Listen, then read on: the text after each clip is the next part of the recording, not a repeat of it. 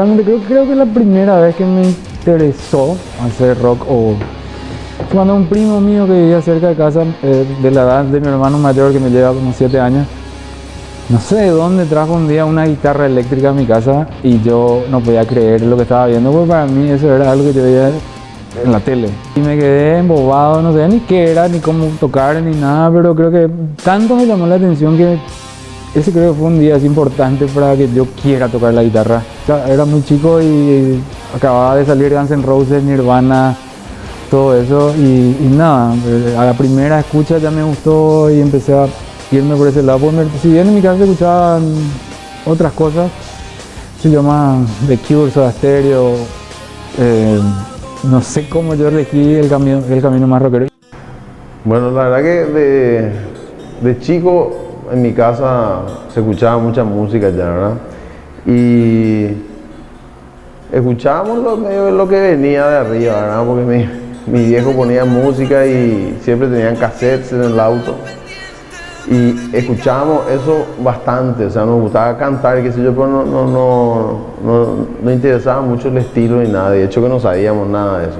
Con el tiempo, a los, qué sé yo, 10 años por ahí ya medio me empezaron a gustar los programas de videoclips que habían antes los fines de semana.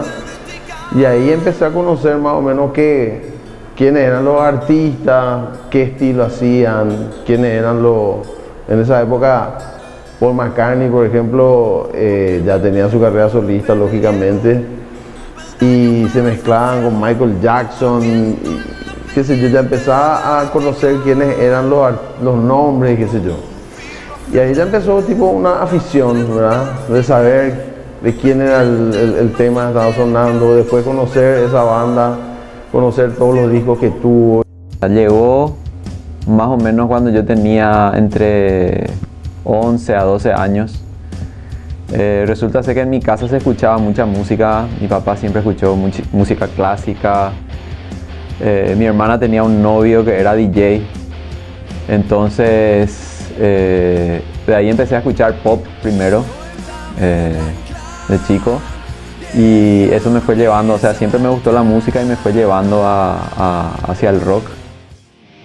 Bueno, el rock arranca conmigo muy temprano, a los 9 años aproximadamente, cuando heredo eso a través de mi hermano, que también es músico, y que me fue inculcando toda esa cultura rockera clásica más que nada, ¿verdad? Algo que hoy está un poco desdibujado, pero por suerte sigue existiendo. A través de allí bandas muy clásicas, desde Kiss, Queen, Poison, Aerosmith, las grandes del hard rock, del rock and roll. Y por supuesto el heavy metal también estaba presente, Black Sabbath, Iron Maiden, influencias que las tengo presentes hasta hoy en día. Eso me llevó allá a los 13 años aproximadamente a tomar mis primeras lecciones de guitarra. Por más de que a los 6 y 7 ya había hecho algo de piano, pero lo había dejado. Y bueno, un poco más grande después continué las clases de canto, ¿verdad? Hoy me desenvuelvo como vocalista y guitarra de Loud, la banda tributo a Kiss, y también de Rompecabezas. Y creo que el día fundamental para que yo eso quiero hacer fue cuando le vi a Metallica en vivo en el tributo a Freddie Mercury en el Wembley Stadium. Vi eso y dije, eso yo quiero hacer. Y yo ya un poquito más grande, a los 15, 16, cuando empezaba a salir, le decía a mi mamá que me iba a una fiesta o un 15 años y después me iba a algún concierto. Y así me fui a los conciertos de Corrosión y bandas ya de metal de esa época. Iron Maiden, Scorpions, AC/DC. Y así ya uno va, a medida que se va metiendo más, tipo va haciéndose más curioso, y empecé a escuchar música que en realidad ya no se pasaba más ni en la radio, que eran así estilo de death metal, y son metaleros. En una época nos volvimos metaleros. Y es una cuestión que uno nunca para, ¿verdad? Hoy mismo, o sea, nosotros, que eso hace 30 años empezamos a tocar, pero hasta hoy uno sigue buscando, por ejemplo, instrumentos, formas de componer nuevas. Pero sí, es algo que no para nunca. O sea, una vez que entras ya no dejas de fijarte en todos esos detalles y cada vez meterte más, profundizar. Hasta, bueno, el momento que llega cuando vos tocas, grabás discos, qué sé yo, ya por ahí no seguís tanto a otros artistas, pues ya te concentras más en lo que vos estás haciendo, qué sé yo. Así sentí la necesidad o el llamado para hacer eso, para dedicarme a eso, fue cuando fui a Rock Summer, tenía 14 años, y en el 88 y le vi a Soda Stereo. Y ahí cuando le vi a Soda Stereo y Cerati en el escenario dije, de alguna manera tengo que hacer esto en algún momento de mi vida. Y ahí fue cuando, que a mí no me gustaba Soda Stereo en ese momento, y me fui, fue así un flash, verle a Soda, y ahí me hice fanático, hasta hoy soy. Y nada, esa fue la banda y el momento, digamos, que hicieron que mi cerebro haga clic con el rock. Sí, a nosotros nos toca de un lado muy particular, y digo nosotros porque, bueno, coincidentemente los mismos integrantes de Rompecabezas somos lo que habíamos creado Loud, tributo aquí.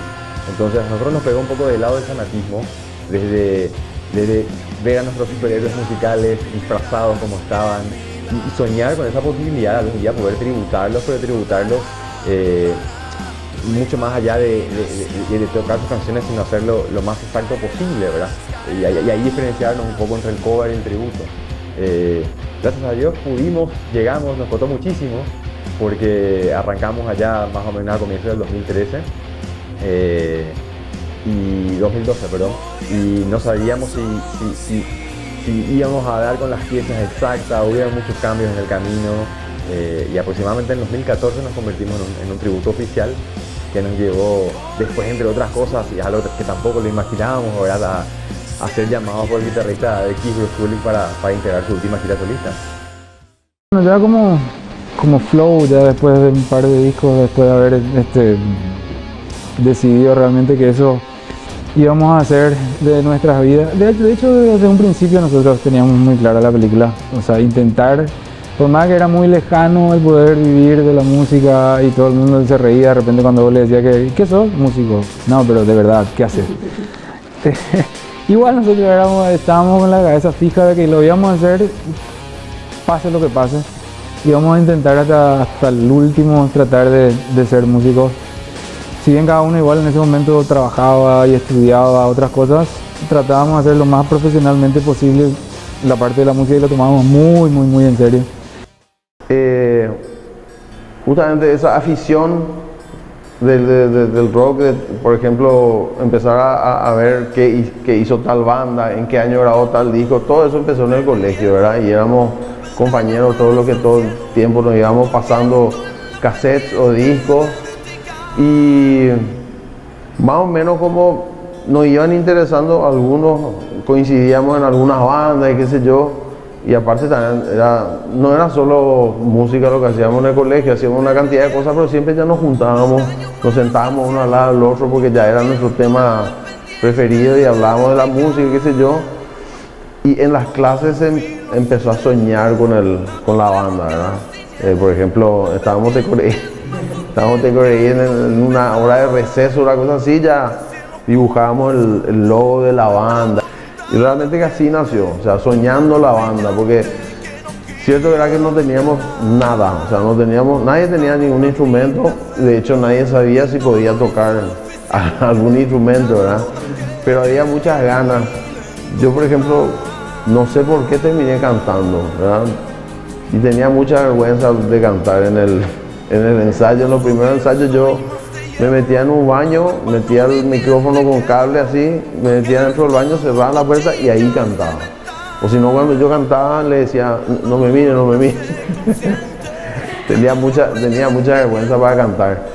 Así también, o sea, de las ganas de hacer nomás nosotros hicimos la banda, ¿verdad? Porque antes en realidad que era muy difícil, mucho más difícil que ahora acceder a instrumentos musicales, ¿verdad? Ver una guitarra eléctrica, por ejemplo, realmente no es... En una fiesta o qué sé yo, donde tocaban las orquestas, ahí podíamos ver los instrumentos, era poder tocar así, mira, una guitarra. Y antes nosotros ya, o sea, de hecho que empezamos a tocar con cualquier guitarra, le poníamos micrófono, guitarra criolla, hacíamos experimentos así para ver cómo podíamos tener algo parecido a una guitarra. De hecho, nuestra primera batería fue toda de latas, lata de leche nido, basurero. Era toda lata y funcionaba perfecto la batería. Y eso era, o sea, entre nosotros nos íbamos dando manija. De repente uno podía conseguir, alguno podía conseguir el bajo, por ejemplo, que era un instrumento muy raro. Y nosotros, o sea, éramos compañeros de colegio también con Macizo Torres y con Diego Marini. Entonces ellos, por ejemplo, yo puedo conseguir un bajo, entonces ella era bajista. Pero era todo en un proyecto así, ¿verdad? Nunca consiguieron, por supuesto, Diego Marini y Macizo, que estuvieron ahí, tenían que conseguir su instrumento, nunca pudieron concretar, nunca trajeron el instrumento. Pero nosotros sí, al principio prestábamos, inclusive llegamos a alquilar.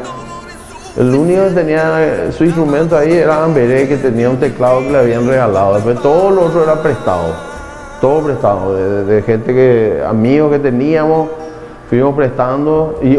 Por ejemplo, yo tengo un conocido que tiene un primo que, porque antes era realmente difícil conseguir. O sea, el que tenía el instrumento ya era porque era un músico consagrado más o menos, ¿verdad?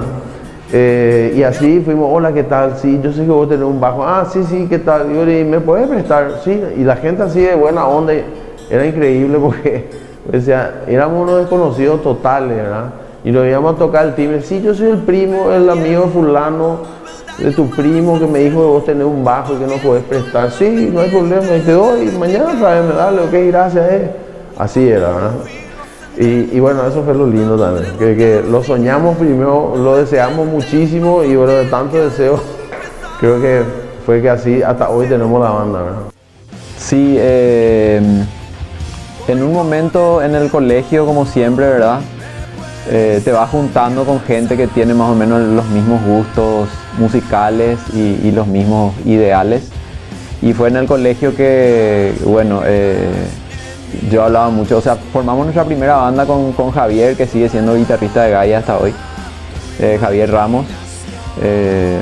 Con él y otros amigos y compañeros de colegio, él estaba un par de años menos que yo, compañeros suyos y compañeros míos, armamos la primera banda en el colegio, con la que hacíamos obviamente covers. Tocábamos canciones de Sui Generis, de Soda Stereo, de Los Enanitos Verdes, de Guns N' Roses, todo lo que se escuchaba en la época.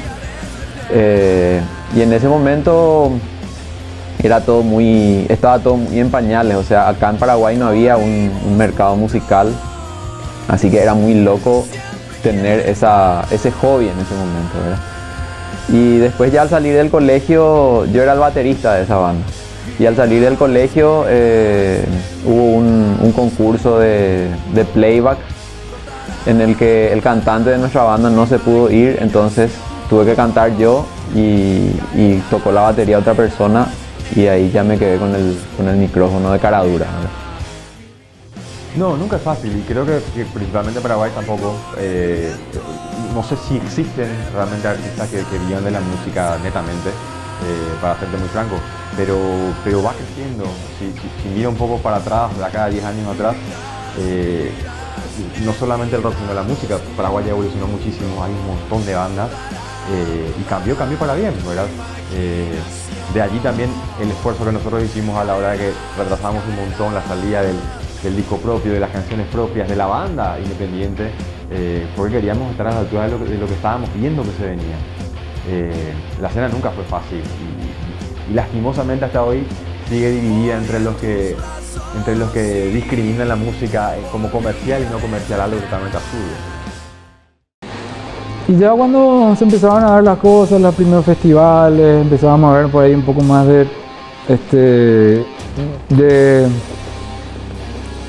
vuelta de esa inversión que hacíamos, porque uno cuando hace música compra guitarras, tiene amplificadores, cuerdas, cables, ensayos, todo.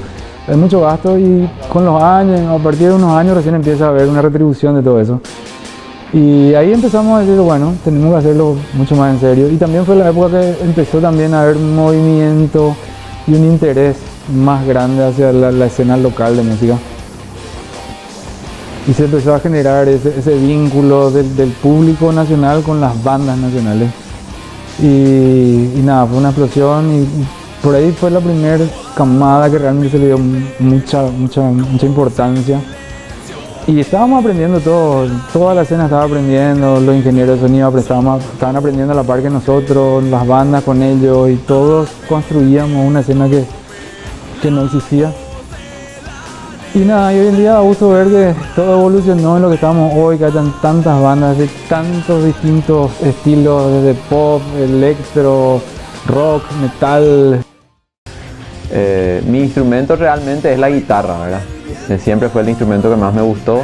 Yo estudié piano cuando era chico, batería no estudié nunca, así que lo hacía de cara dura.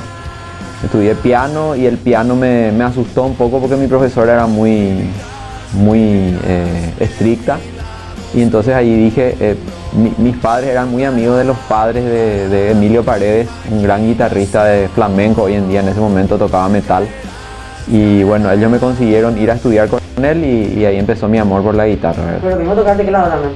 También sí, toco, me gustaría tocar como tocaba en esa época, que tocaba mucho mejor, pero como yo digo, todo toco más o menos de cara dura, ¿verdad? Trato de defenderme más o menos en todas las cosas, pero yo creo que lo importante de todo esto no es tanto, obviamente es importante el conocimiento y el estudio, pero es más la pasión y las ganas que uno le pone a cada cosa que hace.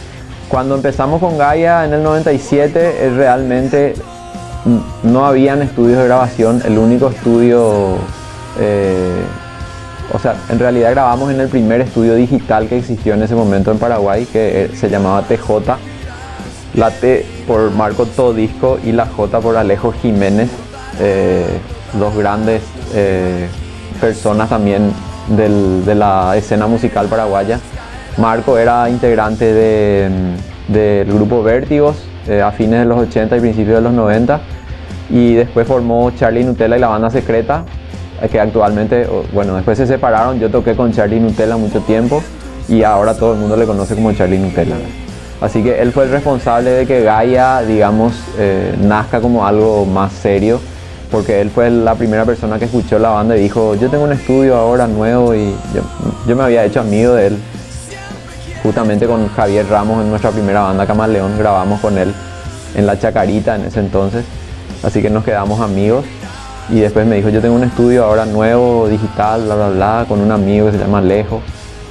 Alejo era guitarrista todavía, no de flamenco, también de metal, y nada, grabamos ahí con Gaia. Fue súper precario, era una pieza prácticamente diminuta en donde grabamos todo. Y bueno, ahora uno escucha este tipo de esos materiales de antes y dice, bueno, ¿por qué hice esto, verdad? Pero también uno no puede empezar la escalera desde arriba, o sea, hay que empezar siempre desde abajo, y fuimos evolucionando como banda hasta lo que es Gaia hoy, ¿verdad? Ya, digamos, como vos decís, consolidados de alguna manera. Y con Tribu Sónica nació después, más tarde, de la amistad que yo tenía con la gente de Violent Blue, con Mike Cardoso y Julio Ayala. Julio Ayala justamente siempre escuchó en Gaia algunas cosas así medio modernas, como a él le gustan de la música, y me llamó un día para armar algo. Cuando ya no existía Violent Blue, me dijo, tengo unos temas ahí que estoy haciendo y quiero ver si contigo podemos hacer algo. Y así fue creciendo la idea. Y con Tribu Sónica siempre la idea fue tener también una vocalista que sea mujer. Siempre a mí personalmente me gustó la voz femenina en el rock y en el pop. Entonces eso fue lo que hicimos. Hasta ahora sacamos 2 discos y 2 sencillos. Y bueno, también pasé por una banda que se llamaba Vertebral, que ya no toca, con los que hicimos también un disco. Aparte de Charlie Nutella también, que ya te mencioné. Es genial ver que se logró algo. Si bien nosotros estábamos construyendo nuestro propio camino, creo que le abrimos también el camino a todo lo que hay hoy.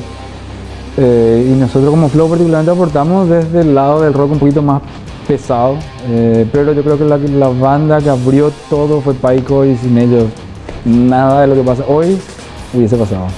Claro, hoy en día cada uno pues tiene su dispositivo con el cual escucha música. Antes había un equipo de música en toda la casa y los discos eran de todos prácticamente, o sea, eran de tu papá, que eran los que traían discos. Y bueno, ahora sí ya está todo muy segmentado, cada uno tiene su música, o sea, yo tengo 2 hijos, cada uno escucha la música que se le ocurre escuchar. vos sabés que yo trato de justamente de no forzar nada, porque de repente cuando se esfuerza mucho, pero lo que sí es muy notorio es que hoy en día los estilos están todos mezclados. O sea, un chico puede escuchar death metal o puede escuchar reggaetón ahí al toque sin ningún problema, ¿verdad? Cosa que antes no había. Antes vos eras, yo escucho esto y prácticamente no escuchaba nada que no tenga nada que ver con eso, ¿verdad? Pero está bueno. Lo interesante ya hoy en día, por ejemplo, el tema del rock, de repente por ahí no es que sea, o sea, yo por ejemplo no es que escucho todo el día rock y solamente rock, porque ya a esta edad uno ya adquirió un poco de jazz, qué sé yo, y música, sí, bossa nova, cosas más, hasta tango yo llegué a escuchar mucho, cosas que ya con la edad se te vienen pegando, ¿verdad?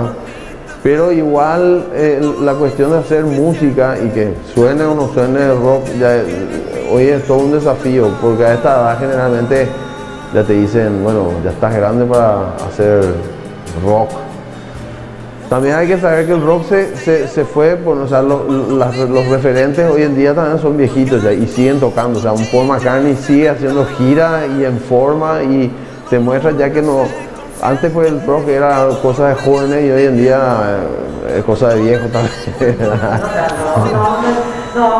Y es universal, o sea, el rock llegó para quedarse ya forever, no es una moda, o sea, no podemos decir que el rock sea una moda, sino que ya creo que ocupa un lugar así como ocupa la música clásica, es un periodo de hecho de la música. Bueno, es un desafío, no, me imagino que para todos, ¿verdad? A raíz de la emergencia sanitaria declarada, tener que afrontar no poder tocar en vivo, que es nuestra principal arma de difusión, ¿verdad? Y lo que más nos gusta. Entonces, a través de los live, reinventarnos, generar materiales, contenido multimedia que bueno, no sé si para todos, pero para nosotros es muy difícil, ¿verdad? No estábamos muy abocados a eso. Es todo un desafío, nos reinventamos a partir de ahí, para bien, por supuesto que sí. Y estamos muy ansiosos de poder saltar ya escenario con ese nuevo proyecto. Acabamos de tener la última canción, el último clip, está pegando un montón, a la gente le gusta mucho y queremos tocarlo en vivo, por supuesto. Y el hecho de haber compartido con bandas internacionales, algunas de las cuales nosotros somos muy fanáticos, otras que no tenían nada que ver con nuestro estilo, pero para nosotros era como un masterclass, era estar ahí y ver, mira cómo trabaja, mira, así ponen los amplificadores, o mira, yo no sabía que así se hacía tal cosa. O sea, nosotros estábamos todo el tiempo con los ojos así abiertos y los oídos así como para rescatar y aprender todo lo que se pueda de esas bandas. Y para nosotros fue muy importante haber estado en todo eso y aprender y después tratar de replicarlo y tratar de laburar de esa manera. Y después ya las bandas nacionales que venían un poquito después de nosotros también veían eso ya nosotros y ellos también aprendían. Es como una cadena de aprendizaje que formó una escuela, digamos. Toda la gente que pasó por ahí bien, por Flow también, todos nuestros managers hoy en día son los productores de todos los eventos. Si le diste a Metallica, ahí estuvo trabajando el Buda Marcet, estuvo Fran Silva, estuvo Lucas Toriño. Todos ellos trabajaron en Flow en algún momento. Y después pasaron ya a las grandes ligas de las producciones, ¿verdad? También. Y eso para nosotros es genial, poder haber sido parte de ese aprendizaje y ese crecimiento. Realmente que formar una banda implica un compromiso de, por ejemplo, ensayo. Cada uno tiene que laburar en su parte, en lo que le toque hacer, por ejemplo, en el bajo, en las letras, por ejemplo, a mí, y cada uno tiene que ordenarse más o menos de tiempo, hacerse de tiempo y llegar al ensayo a tal hora y qué sé yo, ¿verdad? Y en el medio yo sentía que que podía hacer otras cosas a la vez que no sean que no sean con la misma estructura que hacemos con Deliverance. Y empecé a tocar guitarra y prácticamente cada vez que empezaba a hacer ejercicio ya iban saliendo algunas cuestiones que me gustaban y encaré una cuestión así tipo más cantautoril, o sea, una cuestión así de cantautor, pero cantautor no, vamos a decir, cantautor moderno hoy que más o menos es también una mezcla de géneros entre, qué sé yo, de todo se mete ahí, ¿verdad? Yo, por ejemplo, tengo algún tema que tiene que ver con el flamenco y con el rock a la vez, otro que es un reggae y cosas así más, pero más canción, donde lo que se escucha son las letras y es una cuestión más individual. En Deliverance es más grupal y todo está más, vamos a decir, guiado por el sonido más que por la letra. La letra prácticamente está guiando más o menos hacia donde, o sea, va tirando ciertas guías sobre el sonido. En este caso son más letras y bueno, con guitarra. A partir de eso, bueno, se armó un proyecto que al principio yo no lo armé adrede, vamos a decir, yo iba haciendo canciones en mi casa solo y mira, y después un día me di cuenta, che, acá hay un álbum, podemos laburar y ahí lo hice, ¿verdad? Y nada, me siento muy libre, o sea, de poder hacer lo que yo se me ocurra hacer, ¿verdad? ¿Con invitados? Con invitados, sí, siempre, sobre todo el disco anterior, o sea, mi único disco solista, ahora ya estoy trabajando en temas nuevos, qué sé yo. Ahí el disco se llama Neine y los perros de la calle Luna, y los perros de la calle Luna en realidad son mis amigos con los que yo hice el disco. Siempre le invité a Miré, que es el guitarrista de Deliverance, Mike Cardoso, estuvo también Kevin Johansen haciendo un tema y me acompañé, me rodeé de gente para hacer un álbum solista, pero hecho así entre varios de los perros, ¿verdad? Los músicos que tocaron son todos amigos míos en primer lugar y nada, o sea, yo creo que el rock es más bien una postura más que un sonido, ¿verdad? Y tiene mucho que ver con romper las reglas o romper ciertos paradigmas permanentemente. Por ejemplo, hoy el ser un rockero que no necesariamente está con pelo largo, con guitarra distorsionada, qué sé yo, ya es una postura, vamos a decir, ¿verdad? Donde todo se mezcla, donde no hay por qué seguir nada establecido. Y también, sí, la edad, no sé, es una cuestión de que a esta edad uno se pone a hacer retrospectiva, qué sé yo, pero Más sabio. sí, se disfruta mucho más de algunos procesos que antes eran tipo las corridas y todo rápido, ¿verdad? Pero bueno, podemos decir que el rock es sí una postura ante la vida y generalmente quiere decir acción, entonces está bueno, sigue siendo acción, seguimos en movimiento y seguimos buscando, qué sé yo, los espacios donde podamos hacer música siempre.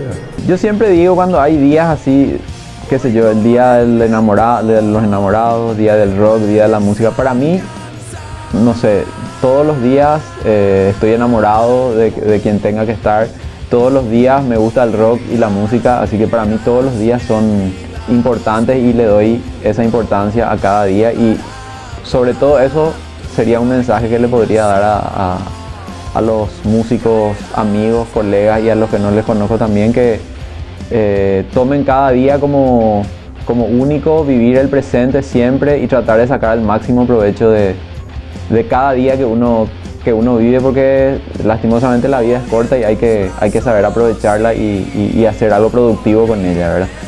Y estuve escuchando y siempre estoy escuchando bandas nuevas y bandas no tan nuevas y esa es otra recomendación que siempre le doy a los músicos, siempre tratar de nutrirse. Escuchar música es como regar una planta, ¿verdad? Si uno no riega la planta se muere, entonces siempre hay que estar escuchando y abriendo la mente y los oídos a las tendencias existentes, a las modas y también a las no modas y a las no tendencias, porque todo lo que se hace es importante para nutrirse.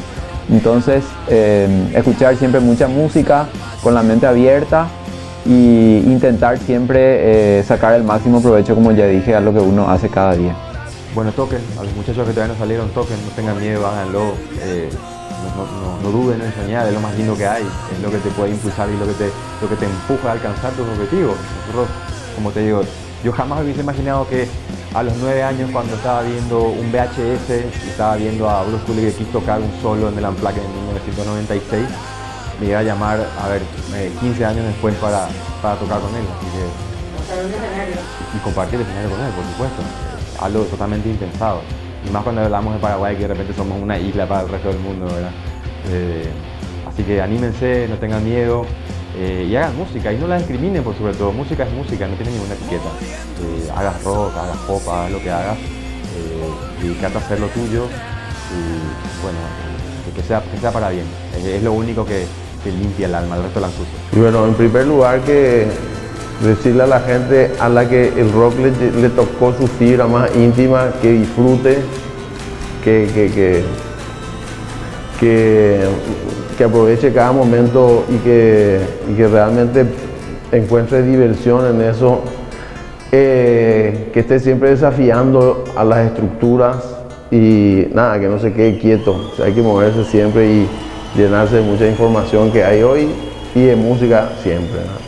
Obviamente festejen el Día Mundial del Rock con mucho rock. Y vayan a lo clásico, escuchen también lo clásico porque está bueno. Yo sé que hay muchas bandas muy nuevas que están buenísimas, pero en lo clásico está la clave para entender todo. Led Zeppelin nunca viene mal, AC/DC, Black Sabbath. Ahí está la clave de todo. Saludos a todos y muchísimo rock.